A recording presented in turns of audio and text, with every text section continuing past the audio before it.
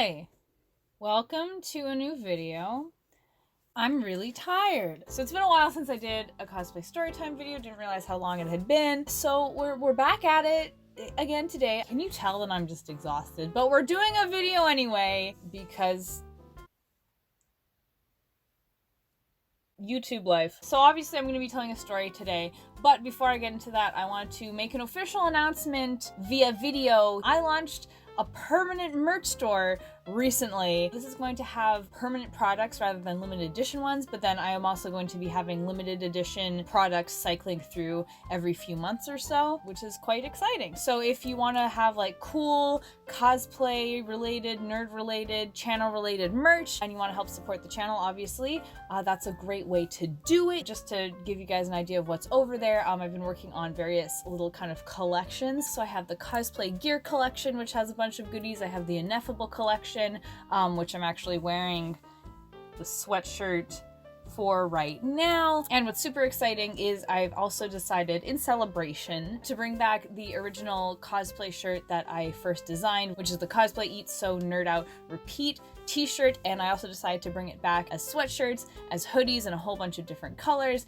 and it's also available as stickers. So if you're interested in checking that out, that design is going to be limited edition, so it is going to be only available until the end of this month. If you guys are interested in checking out the store, you can check it out at teespring.com/stores/AnyaPanda, and for the next 4 days, you can use the code I'm Tired for 10% off your order. Quality plug. All of that out of the way, let's get into today's story. This is the story of one of, hands down, the weirdest interactions I've ever had at a convention. You can meet all types of people at a convention.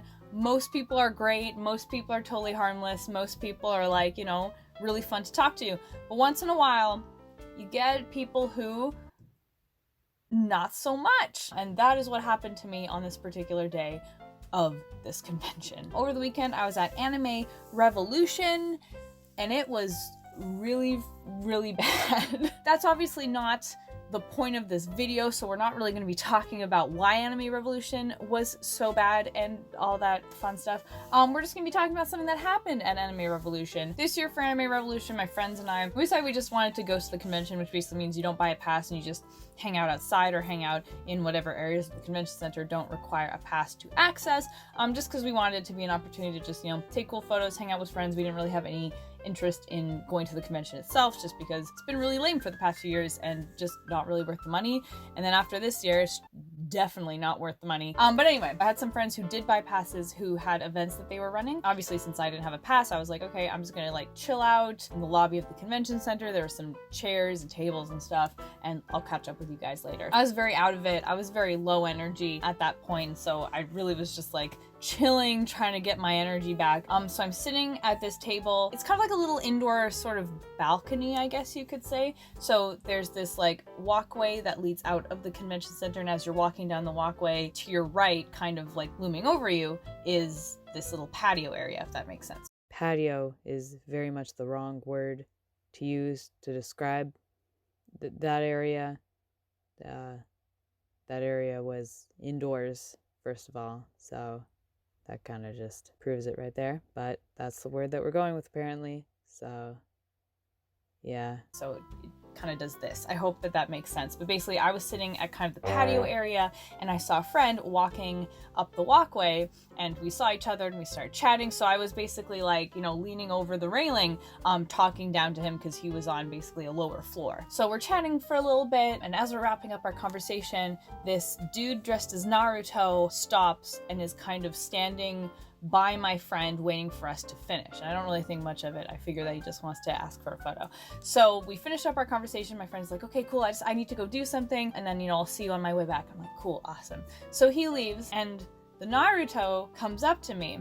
I was dressed as Meg at this point, and he asks me if I'm cosplaying as Merelda, and I'm like, no, but like, you're on the right track. So we go back and forth a little bit. He wants to try and guess my cosplay, and then eventually he gets it, and he's like, okay, cool, nice. So at this point, you know, you're probably thinking like, oh, he's gonna ask for a photo, or he's gonna be like, hey, nice cosplay, that's cool, and then leave, or whatever. That is absolutely not what happened. This conversation took the most unexpected and very uncomfortable turn. This man pauses, and he says, Yeah, I just got denied by AR when I asked for someone to kick me in the crotch.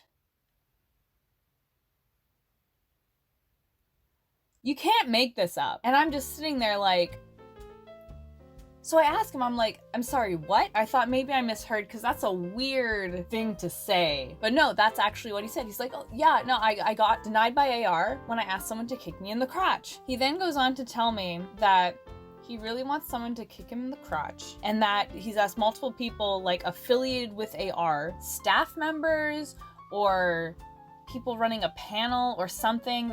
Some people who were somehow affiliated with AR. He asked them to kick him in the crotch and they said no. And then he asked, well, what's an appropriate way to ask someone to kick me in the crotch? And they said, well, don't be like super crude about it. And so he then said that he asked like very poetically if someone would kick him in the crotch.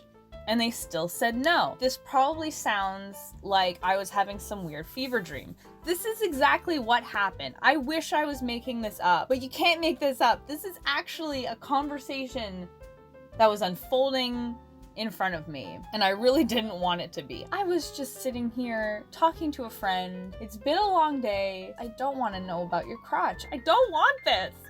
No, I don't want that. He continues on and he then goes on to explain that he just really wants to experience what being kicked in the crotch feels like. He says like, oh man, like so many people talk about it, but like I just want to have the opportunity to experience it firsthand and see what it feels like. That and childbirth, but like obviously that one isn't possible for me. So, you know, I gotta go with getting kicked in the crotch. So I'm like, oh, yeah, okay, wow.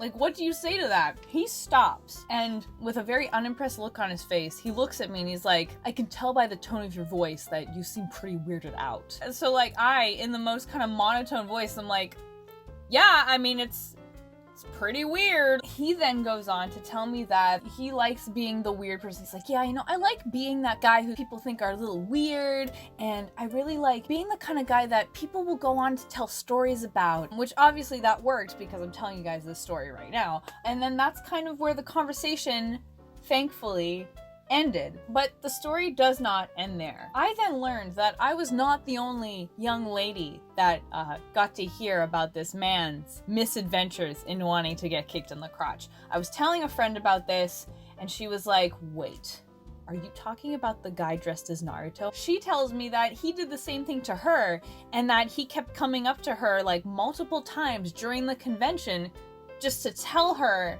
about wanting to get kicked in the crotch and not getting kicked in the crotch. Then another friend, when I brought it up, also happened to have interacted with this guy. She was in the lineup for a panel and they happened to be standing in line together, and so she got to hear about, you know, his tale of wanting to get kicked into the crotch. But then they went into the panel, and during the panel there was a Q&A segment, and 2 times during this Q&A segment this man went up to the microphone and asked the panelists if after the panel they would kick him in the crotch. Obviously, this was not like a crotch kicking panel, like that had nothing to do with the panel whatsoever, and it made everyone super uncomfortable. So that was a thing. Obvious moral of the story, please don't talk about your crotch to strangers. That's just not appropriate or comfortable or something you should do. If you want to be the weird guy that people tell stories about, there are many other ways to do that. Maybe you could do a funny dance. Maybe you can give out flowers. Maybe you can tell really weird, bad puns.